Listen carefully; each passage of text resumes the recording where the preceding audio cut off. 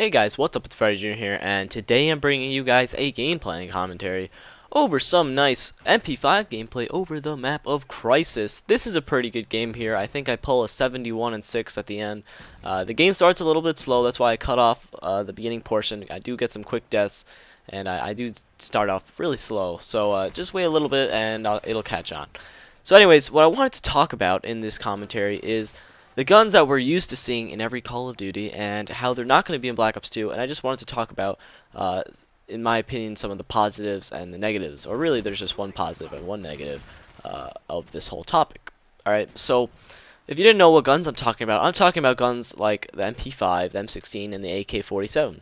These are guns that were in every modern Call of Duty, excluding World at War. So Call of Duty 4, Modern Warfare 2, Black Ops, and Modern Warfare 3. These guns have been in every single one of those games. I mean, I know there might be some other guns that I'm talking about, but these are generally the ones that you look at the gun list, you expect the MP5, the M16, and the AK to be there. It was a really big surprise when I looked at the gun list and I saw that there was no AK or MP5 or M16. And I know that they're kind of replacing the AK with the AN94, which looks really similar to it, but in the end it's really not the same thing. I know I've seen gameplay of it, and it really doesn't have like the same recoil pattern. The iron sights are way different, so I wouldn't really classify it as just being a renamed AK, because it looks like it plays much differently than all the others, than all the other AKs from the previous games. So anyways, I just wanted to first talk about the negative of not seeing these guns in the game. The negative is really the fact that it's hard to let go of it. And I know it may sound really weird, may sound actually like nerdy, but it's almost hard to let go of these guns. You get so accustomed to seeing that these guns are going to be in the game, and you start to, I know that this definitely sounds nerdy, but it's almost like you develop a relationship with these guns, Like the AK47, dude, I love that gun. Every single Call of Duty, I use that gun so much. I mean, in Modern Warfare 3, I used it. Even though I didn't like it, I still used it because it was a cool gun.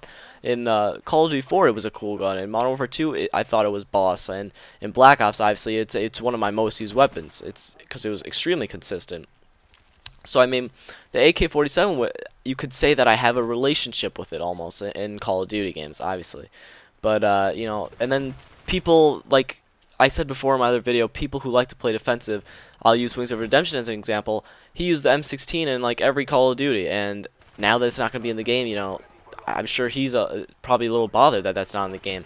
So I mean, it works for a lot of things. The MP5, I'm sure a lot of people are not happy to see that it's not going to be in the game anymore. So really, that's the only negative I could think of, is that it's kind of sad to see guns that you're so used to that you on day one you go in, you look at it, and you're like, oh, I know how this gun performs. I'm gonna go use it. Now when we're gonna turn on Black Ops 2 on day one, you're going to see an entirely new set of guns. I know there's guns that were in previous games, such as like the Scorpion, but I'm pretty sure everything has been remodeled and replayed, I guess you could say. Like, everything is not going to play like it did in the last few games. So there's not going to really be a go-to weapon on day one, you know what I'm saying? You're going to have to basically try out all the weapons out. You're not going to say, oh, here's my MP5, time to use it, because you really don't know how all the guns are going to play. So that's pretty much the negatives right there. The fact that you're going to go into day one of Black Ops 2 a little blind because you're not used to any of the weapons, and the fact that it's hard to let go to some of the guns that we've seen in every single Call of Duty. So yeah, now time for the positives. All right, and this is pretty cool. I would say that it's more of a positive thing than the negative thing. This whole thing that they're removing all these previous weapons. In my opinion, the positive is that there's a completely new set of weapons. I know, guys, that there's going to be guns that have the same names, and there are going to be weapons that are similar to previous game ones. For example, like the KSG-12 shotgun that was in Modern Warfare 3 is in Black Ops 2, and I think I've seen a little bit of gameplay with it, and it looks the exact same. So guns like that are going to be repeated, and they're going to play very similarly, I would assume.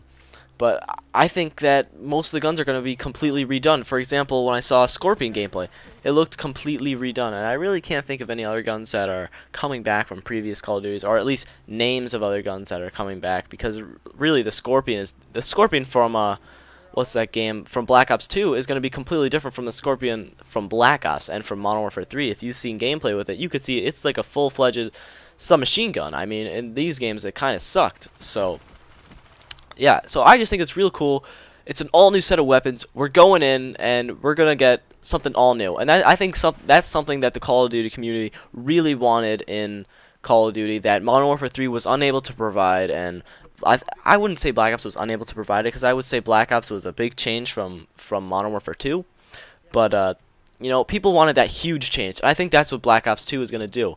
It's going to be a completely new game. It has all new guns. It has all new everything. I know a lot of things are going to be different. I think the game is going to play a lot differently. So this is just one of those many things that contributes to how the game is going to be a lot different from the other ones. The fact that there's going to be all new weapons, and I think that's really cool. I think that right there is going to extend the playability of Black Ops 2.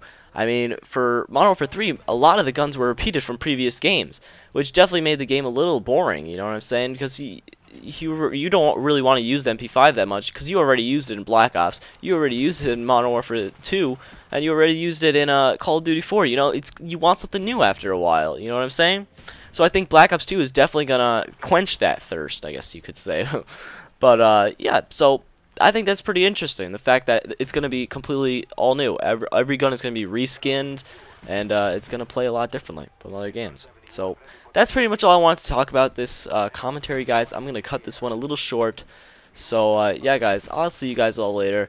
Please like the video if you enjoyed it. Share it if you really want to, because I am still trying to hit that 7,000 subscriber mark before Black Ops 2 comes out. So if you could share the video, that would be awesome, too. Comment below what you think, and I will see you guys all later.